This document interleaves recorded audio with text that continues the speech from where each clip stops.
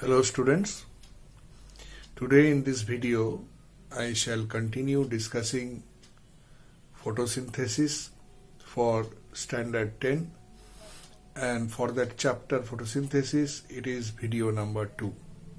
Here it is, photosynthesis video number 2 for class 10. Today in this video I continue discussing that I started in the previous video, materials required for the photosynthesis. Materials required for the photosynthesis is continued. The second requirement, first requirement was sunlight and the machinery of photosynthesis, that was chloroplast, and this time we will discuss about the second requirement and most important of the requirements, say carbon dioxide. Carbon dioxide is approximately 0.4%. Earlier it was considered that carbon dioxide is 0.3%, but the pollution of the present world is such that it is increased by such condition that the composition of atmosphere shows 0.4% carbon dioxide present in it. Plants directly take CO2 from the atmosphere by means of the process called diffusion and through the stomatal opening.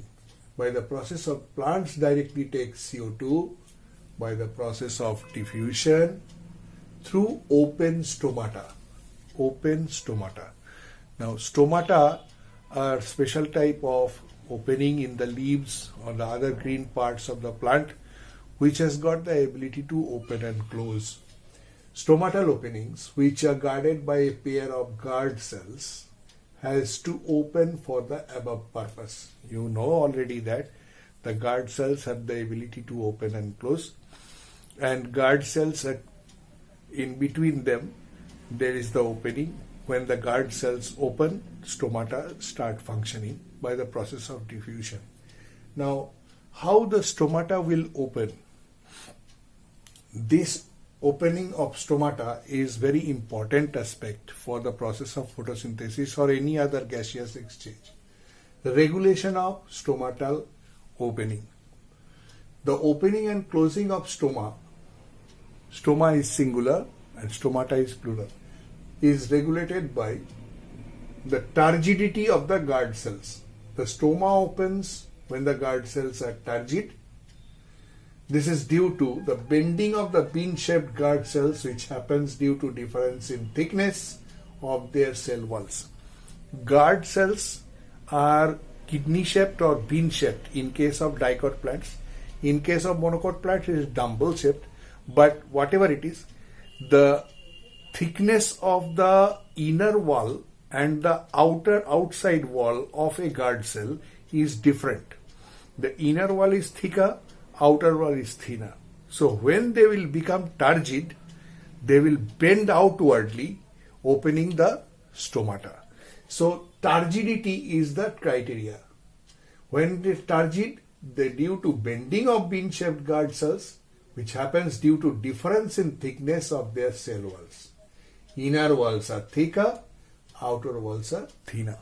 This thing already we have discussed in transpiration chapter, but this is the basic theory. Now on losing turgidity, opposite reverse thing happens. How the stomata closes? On losing turgidity, if the condition is such that if the turgidity is lost and the guard cell become flaccid, then again they will lose their bending condition, they will straighten up and close the stomata. On losing turgidity, reverse process occurs. Guard cells become flaccid and straightens up, closing the stomata. Now this is the basic process of opening and closing. But how do this turgidity increases? This is a criteria of discussion in today's video. Theories, there are two theories, or old concept and a new concept. Theories on opening and closing of stomata. There are two theories regarding this event of opening and closing, event of increase of turgidity of the guard cells. First theory, that was old concept. At that time when the concept of photosynthesis was not very clear to everybody, that time this theory has been given, sugar concentration theory, this old concept. Nowadays this old concept is rejected and a new concept is coming in place of that. And the new concept is number 2, potassium ion concentration theory. New and modern concept. And the second concept is accepted now. As I explain it, you will understand why it is more modern and more acceptable compared to the old one. First of all, the first theory, sugar concentration theory. During daytime, the guard cells start photosynthesis in a faster rate compared to the surrounding epidermal cells. Guard cells, where they are present, surrounding area, there are epidermal cells of leaves. They are also green. They also can start photosynthesizing. Guard cells start photosynthesizing, epidermal cells also start photosynthesizing. But since guard cells having more number of chloroplasts and chlorophyll, their rate of photosynthesis is faster compared to the epidermal cells. So that's why at a faster rate compared to the surrounding epidermal cells. This increased the osmotic pressure in them because sugar, that is glucose, dissolve in their cell sap. As their rate of photosynthesis faster, they start photosynthesizing and produce glucose. And these glucose get dissolved in their cell sap. And when they get dissolved in the cell sap, the concentration of the cell is more. And this higher concentration compared to the surrounding cell increase the osmotic pressure. This increase the osmotic pressure and draws water from the surrounding epidermal cells. When the osmotic pressure of the guard cells becomes more than the surrounding cells, they will draw water from the epidermal cells. This draws water from the surrounding epidermal cells and the guard cell become turgid. When they will draw more water, sufficiently they will be tight or turgid with water, and when turgid with water, since the difference of thickness of inner and outer wall, guard cells bend and opening the stomata. Guard cells become turgid, so stomata opens, and reverse happens when the day breaks. I mean when the sunlight goes off. At that time, no further formation of glucose, and slowly the glucose will be converted into starch and move away from the cell sap. And its concentration will drop, and due to that dropping of concentration, the turgidity, concentration, osmotic pressure will be lost. And when osmotic pressure will be lost, no further absorption of water, and the guard cells will become soft and limp, flaccid, we call the technical term. When it will be flaccid, they will straighten up, closing the stomata. And the second concept of opening the stomata by the turgidity of guard cell is potassium ion concentration theory. This one, number 2, potassium ion K plus ion concentration theory. This is more modern, and when the process of photosynthesis revealed more and more clearer, at that time this modern concept started and the old concept rejected.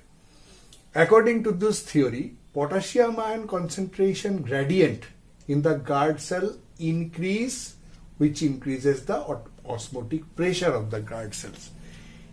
Any substance or ion or anything, if it is concentration increase in the cell sap, that will increase the concentration gradient of that particular fluid.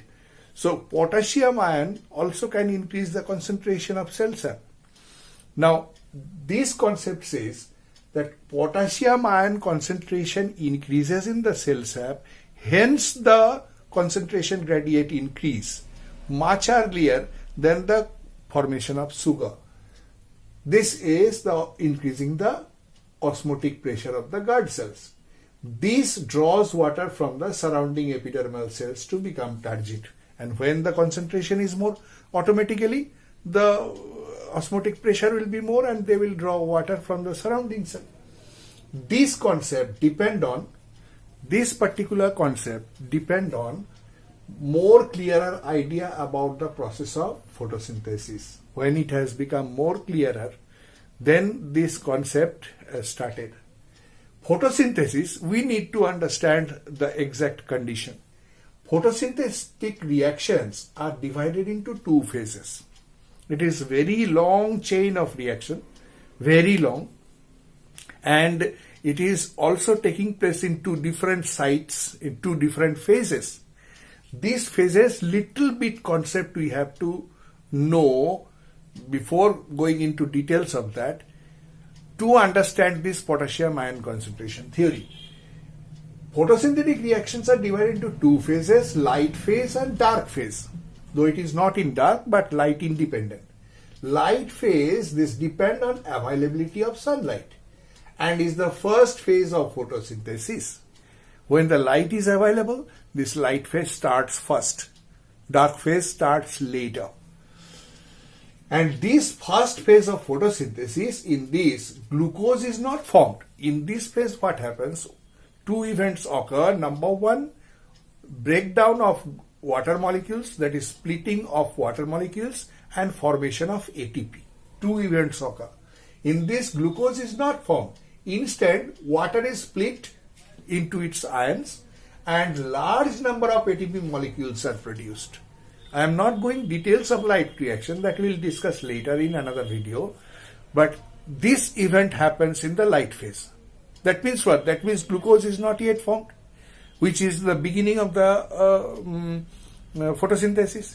And in dark phase, when the light phase started its journey, it produces the products of ATP and the splitting of water. This phase produces glucose using products of light phase. So these dark reactions, it is not dark, it is actually light independent.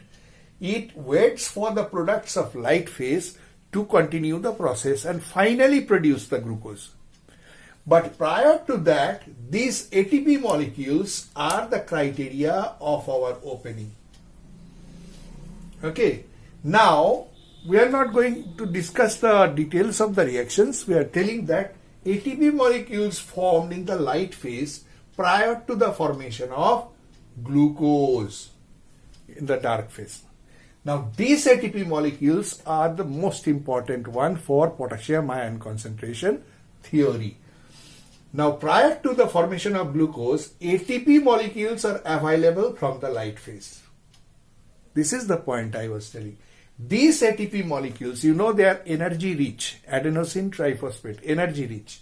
These ATP molecules forcibly push the potassium ions from the surrounding cells into the guard cells by the process of active transport. Whenever there is energy molecules, they must be utilized and used. And whenever this huge number of ATP molecules they are produced in the light phase, over and above the utilization in the photosynthetic process itself, some of the ATP molecules are also used for some other purpose. And this is one of them, is that the ATP molecules pushing the potassium ions from the surrounding cells into the guard cells by the process of active transport against the concentration gradient of the potassium ions. Understood? Active transport you have already studied. Due to the availability of these ATP, that means energy rich molecules, this happens. And when this happens, potassium ion, this eventually increase the osmotic pressure of the guard cells. Why increase? Because potassium ions are going into the guard cells and increasing the concentration of the cell sap. And when the increase of concentration of cell sap, its osmotic pressure increase. And this increased osmotic pressure help in drawing water from the surrounding cells to become turgid. Hence stomata open. That means no sign of formation of glucose. But prior to that, when the light phase started, ATP molecules do the trick. It draws the potassium ions into the guard cell, increasing the concentration of it, and that draws more water from the surrounding cell, become turgid, and stomata opens.